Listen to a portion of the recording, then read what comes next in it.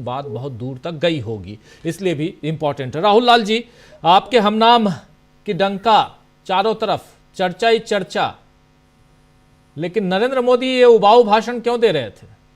लोग वही कह रहे हैं कि ये कितनी बार एक ही टेप को सुने, एक गाना बहुत बार सुनते हैं, आप तो सोचते हैं कुछ तो नया सुन लेते हैं, चलो बहुत सुन लिया। राहुल लाल जी। राजीव जी, कल और परसों 2 दिन में पूरा सुबह से लेकर रात तक विजय चौक पे ही डटा हुआ था और वहीं पे समय देख रहा था। सच मैं बड़ा जयशंकर जी से सहमत हूं कि उनका भाषण सुनना हमेशा उबाऊ ही होता है, लेकिन इस बार तो ऐसा था कि जैसा लग रहा था कि इतना लंबा और सिर दर्द करा देने वाला भाषण था। वो केवल उबाऊ कहना भी जो है कि वो उपयुक्त नहीं है उसके लिए। और देखिए, कहा तो राहुल गांधी जनता के अधिकारों को उठा रहे थे, लग रहा था कि संविधान की कुछ बातें हो रही हैं। प्रधानमंत्री संविधान के ऊपर बहस में विपक्ष ने जो मुद्दे उठाए थे उसके ऊपर किसी का उत्तर देते हैं। हमें लग रहा है राजीव जी कि वो ऋषि कपूर के जन्म शताब्दी मनाने के लिए प्रधानमंत्री ज्यादा गंभीर है, लेकिन संविधान के 75वीं वर्षगांठ मनाने का जो आयोजन के ऊपर उन्होंने संसद में बहस कराया, उसमें तो उनकी गंभीरता बिल्कुल जीरो रही राजीव जी। वो अगर निगेटिव मार्किंग करना हो तो निगेटिव मार्किंग दे दिया जाए इसके लिए। तो यह बड़ी गंभीर समस्या की स्थिति रही। अब देखिए, आपातकाल का उन्होंने इतना ज्यादा वर्णन किया राजनाथ सिंह के भाषण से, जब यहां पे ये परसों शुरू हुई थी और कल प्रधानमंत्री ने इसको समाप्त किया।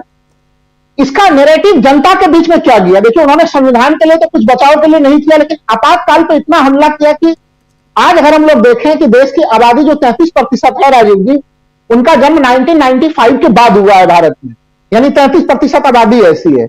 उसको आप 75 से के आपातकाल के बारे में वर्णन सुना रहे हैं कि उन लोगों, उस आबादी को यह लग रहा है कि 75-76 में वो घटनाएं क्या घटी नहीं पता, लेकिन जब से उन्होंने होश संभाला है 2014 से लेकर अभी तक के जो भारत को वो देख रहे हैं, वो एक एक घटनाएं आज के समय में उनको प्रासंगिक दिख रही है। ये बीजेपी के लोगों को भी टेंशन था राजीव जी। ऑफ द रिकॉर्ड बीजेपी के कई लोगों ने माना यह चीज कि प्रधानमंत्री जिस तरह से आपातकाल का वर्णन कर रहे हैं, वो कहीं कहीं इसी वर्तमान समय की झांकी दिख रही है।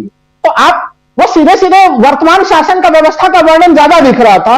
भारतीय जनता पार्टी को काफी नुकसान उन्होंने पहुंचाया। देखिए, प्रधानमंत्री पद की गरिमा का देखिए, जब से लोकसभा के चुनाव खत्म हुए हैं, मुझे तो अब ये लगता है कि वो जो प्रधानमंत्री पद की गरिमा को लगातार गिरा रहे हैं, वो गिराते गिराते उसको कहां तक गिराएंगे।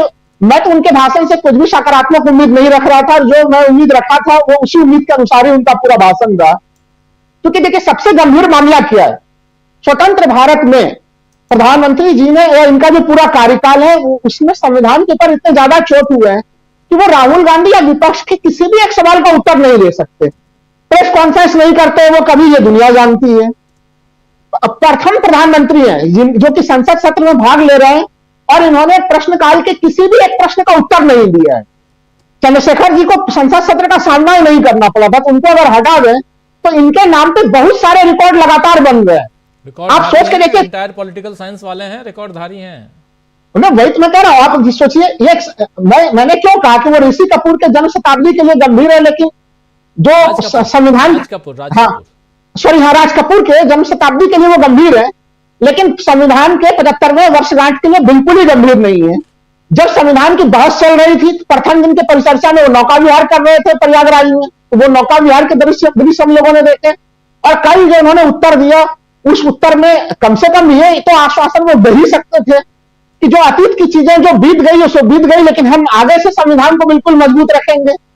लेकिन लोगों को शक होता है, जब वो सब संकल्प ले रहे थे राजीव जी, और उस संकल्प में जब उन्होंने कहा कि हम संकल्प लेते हैं भ्रष्टाचार के विरुद्ध बिल्कुल जीरो टॉलरेंस वाला जो शपथ था, वो शपथ तो उन्होंने भोपाल में भी लिया था कुछ वर्ष पहले राजीव जी, आपको भी याद है। और उस शपथ लेने के जब उन्होंने वहां पर संकल्प दिखाया था भोपाल में, उसके कुछ घंटे के भीतर ही महाराष्ट्र में क्या घटनाक्रम हुआ था जिसका नाम लिया था अजित पवार दादा, वो अभी भी वहीं पे है। तो ये जो पूरी इन्होंने बनाया है सर्किल, तो इनके बातों पे कोई विश्वास नहीं कर रहा। मूल चीज ये है, राहुल गांधी लगातार संविधान के मामले को जन चेतना का विषय वो बना चुके हैं। लोगों के हक हकूक अधिकारों का जिस प्रकार से हनन किया जा रहा है, अब आप सोच के देखिए, आरोप लगाते हैं कि भाई सुप्रीम कोर्ट के आदेश को कांग्रेस की सरकार बदल देती थी। एक उदाहरण तो इन्होंने दे ही दिया जयशंकर जी ने कि निर्वाचन आयोग के मामले में कैसे बदलाव किया। दूसरा देखिए, दिल्ली सरकार को लेकर जो सुप्रीम कोर्ट के 5 सदस्यीय संविधान पीठ ने आदेश दिया, कैसे आनंद फानंद में त्वरित तौर पर उसको भी अध्यादेश लाया और बदल दिया उसको भी जो है कि लाके। तो ऐसे मिसाल अगर हम लोग देखें कि पहले तो सुप्रीम कोर्ट में इनके पीरियड में उस प्रकार के सरकार विरोधी फैसले, वो फैसले ही कम आ पाए हैं राजीव जी।